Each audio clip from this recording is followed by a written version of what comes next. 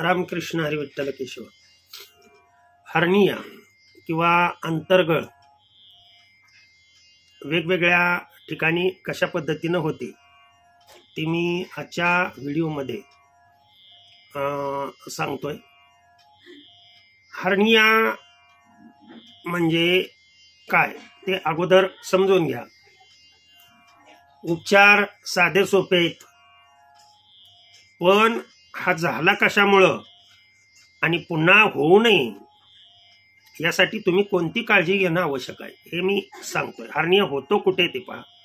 पुरुषाला जनरली अंडाशयामध्ये, अंडाशयाच्या वरच्या बाजूला जिथं डायफ्रम असतो, तो डायफ्रम उभं राहून काम करणारी व्यक्ती किंवा अतिशय जड बोजा उचलणारी व्यक्ती, त्याच्यामुळं तो डायफ्रम फाटून आतडे फक्त वृषणमध्ये येतात. वृषण खाली मोठं होत जातं. दाबलं की चरचर चरचर असा आवाज येऊन त्याच्यामध्ये गॅस भरल्यासारखं असतं ते, आणि ते वर दाबून धरल्यानंतर बरं वाटतं जरा थोडंसं. तर हा रोग पूर्णपणे नाहीसा करता येतो, पण हा झालाय कशामुळे ते सांगतो मी अगोदर. स्त्रियांच्या बाबतीमध्ये किंवा पुरुषाच्या बाबतीमध्ये हा एक भाग सांगितला. दुसरा भाग स्त्रियांच्या बेंबीच्या सभोवताली, पुरुषाच्या बेंबीच्या सभोवताली पोटात गोळा आल्यासारखा होतो. अवयव आता हा सर्वात धोकेबाज आहे, पण लक्षात ठेवा. त्याच्यामुळं आपणाला जेवढं पेलवेल तेवढंच काम हे करणं फार. शरीरातील रक्तवाहिन्या ज्या आहेत, पायाकडे जाणाऱ्या ज्या रक्तवाहिन्या आहेत, त्या वरूनच खाली पोटातून खाली येतात, जांगेत म्हणजे अवघड ठिकाणी शिरून पुन्हा बाहेर पडल्या जातात. लक्षात ठेवा. कधी कधी जिथून त्या जातात तिथल्या असणाऱ्या छिद्रामधून, म्हणजे वात जर शरीरामध्ये जास्त झाला असेल किंवा आपण प्रेशर कसं क्रिएट करतो, आपलेच आपण कारणीभूत रोगास कसं ठरतो ते मी सांगतोय. आपण आपल्याला संडास लागली, शौचाला आलं तरी सुद्धा आटा आटा करतो. आता सायंकाळ झाली, कधी बघू उद्या सकाळी. गुदद्वारामध्ये, रेक्टममध्ये तशाच पद्धतीनं तो शौच साठून राहतो. त्याचा परिणाम आकार वाढल्यामुळं, अवयव ढकलण्यामुळं दुसऱ्या अवयवावर प्रेशर पडतं. दुसरा भाग हे पहा, पाठीमाग नरकच आहे, ज्याला आपण रेक्टम म्हणतो. पुढच्याही बाजूला पाठीमागच शौच आहे, पुढच्या बाजूला मूत्र आहे. म्हणजे ही दोन नरकच आहेत, आणि नरकाच्या मध्ये पूर्ण रिप्रोडक्टिव्ह सिस्टीम असते. आणि लघवी थांबवली किंवा शौच थांबवलं तर असा प्रेशर येऊन हा हर्निया हा होऊ शकतो. किंवा काही स्त्रियांची, आता जुन्या नवीन नाही, काही स्त्रियांची अनेक बाळंतपणं झालेली असतात. त्या बाळंतपणामध्ये मुळे जे पेल्विक कॅव्हिटी, तिथल्या स्नायू हे शिथिल होतात. कधी कधी मग ते एवढे शिथिल होतात की वरील पोटातील आतडी वगैरे ही खाली गळतात, आणि त्याच्यामुळे हर्निया होऊ शकतो. तर पहिली महत्वाची गोष्ट ह्याच्यामध्ये उपाय काय करायचे. पहिली महत्वाची गोष्ट, पहिला महत्वाचा उपाय हा मी सांगतोय. एक दिवसाआड, दररोज नव्हे, एक दिवसाआड लक्षात ठेवा, 20 ml एरंडेल तेल आणि 1 कप कोमट दूध सायंकाळी झोपताना या व्यक्तींनी घेऊन आपलं पूर्ण मूत्राशय आणि गुदद्वार, रेक्टमचा पार्ट किंवा स्मॉल इंटेस्टाईन, लार्ज इंटेस्टाईन हे स्वच्छ करणं, हे पहिलं काम करायचं. 1 दिवसाआड किंवा 2 दिवसाआड हे तुम्ही ज्यांना हर्निया अवॉइड करायचंय त्यांनी घेणं हे महत्वाचं आहे.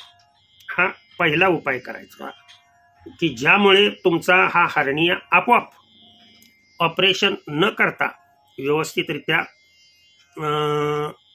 क्युअर होईल. ज्यांचं हर्नियाचं ऑपरेशन झालंय त्यांनी सुद्धा या उपायाचा अवलंब जर केला, मात्र उपाय करण्या अगोदर तुम्ही तुमच्या डॉक्टरांना विचारा. ते काही नाही म्हणून सांगणार नाहीत, कारण याच्यामुळं जे अवयवाची शिथिलता आहे ती शिथिलता म्हणजे आकुंचन करणारे पदार्थ मी सांगितलेत आणि कुठल्याही चुकीचं मी सांगत नसतो. आता पुढे आणखीन एक दोन उपाय याच्यासाठी सांगतो, ऐका. त्रिफळा काढा मिळतो, लक्षात ठेवा, नाहीतर त्रिफळा चूर्ण मिळतं. जर त्रिफळा काढा घेतला तर तो साधारण अर्धा कप काढा आणि अर्धा कप गोमूत्र एकत्रित करायचं आणि दररोज सकाळी आणि सायंकाळी हे घ्यायचं. पूर्ण रोग तुम्हाला बरा जर करायचा असेल तर हे सांगतोय ते घेणं फार महत्वाचं आहे. आता जर चूर्ण मिळालं तर 1 चमचा चूर्ण, त्रिफळा चूर्ण आणि 1 कप गोमूत्र, त्या गोमूत्रामध्ये ते 1 चमचा त्रिफळा चूर्ण मिसळायचं आणि ते सकाळ संध्याकाळ घ्यायचं. तिसरा उपाय तुम्हाला चिंचेचं झाड याच्यासाठी आवश्यक आहे. मग चिंचेच्या झाडाची जी साल आहे ती साल एक 3 ग्रॅम जर नाहीच मिळाली तर बाजारामध्ये चिंच मिळते, लक्षात ठेवा, फळ मिळतं. ते चिंचेचं फळ म्हणजे थोडीशी त्याची साल, त्या फळाची साल, चिंच काय अशी लांब असते, आतमध्ये त्याच्या जो बी असतो तो काढून टाकला की सालच राहते. ती साल साधारण 10 ग्रॅम आणि ताजे गोमूत्र किंवा पहाटे 4 वाजता धरलेलं गोमूत्र मेडिकलमध्ये शुद्ध स्वरूपामध्ये मिळतं, ते अर्धा कप किंवा 1 कप गोमूत्र त्याच्यामध्ये हे जर मिसळलं आणि सकाळ सायंकाळ घेतलं तर हा रोग पूर्णपणे नाहीसा होतो. आणखीन पुढे तिसरा उपाय सांगतो. कुठलाही एक उपाय करायचा मधला, महारसनादी काढा मेडिकलमध्ये, कुठल्याही आयुर्वेदिक मेडिकलमध्ये हा मिळतो. 2 चमचे, कमीत कमी 2 चमचे, जास्तीत जास्त 4 चमचे, 2 चमचे एरंडेल तेल त्या महारसनादी काड्यामध्ये हे मिसळायचं आणि हे जरी तुम्ही सकाळ सायंकाळ घेतलं, लक्षात ठेवा, तरीही तुमचा हर्निया म्हणजे पूर्णपणे बरा होऊन जातो. तुम्हाला ऑपरेशन करण्याची आवश्यकता भासत नाही प्राथमिक अवस्थेमध्ये. आणि जर खूप काही पुढे गेलेलं असेल, ऑपरेशन केल्यानंतरही पुन्हा आपणाला हा हर्निया होऊ नये, त्याच्यासाठी हे जर विलास तुम्ही केले तर माझ्या मते हर्नियापासून तुम्हाला पूर्ण मुक्ती मिळू शकते.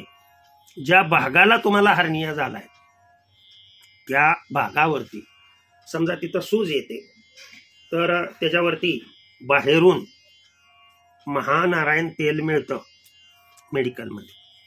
ते महानारायण तेल सकाळ सायंकाळ ज्या भागावर समजा वृषण किंवा अंडाशयावरती आहे तर त्या भागावरती बाहेरून अशा पद्धतीनं लावायचं सकाळ सायंकाळ. उपचार हे कमीत कमी 1 महिना करावे लागतात. आज केलं की उद्या फरक पडणारा असे उपाय हे नाहीत, लक्षात ठेवा. भगवंताच्या कृपेने मिळालेलं ज्ञान आणि ते तुमच्यापर्यंत पोहोचवणे मी निमित्त आहे. त्यांनी दिलेलं ज्ञान त्याच्यात चरणी अर्पण करतो आणि सेवेला पूर्ण विराम देतो. पुंडलिक वरदार विठ्ठल श्री ज्ञानदेव तुकाराम पंढरीनाथ भगवान की जय. अवधूत चिंतन श्री गुरुदेव दत्ता. विठ्ठला विठ्ठला विठ्ठला विठ्ठला विठ्ठला विठ्ठला.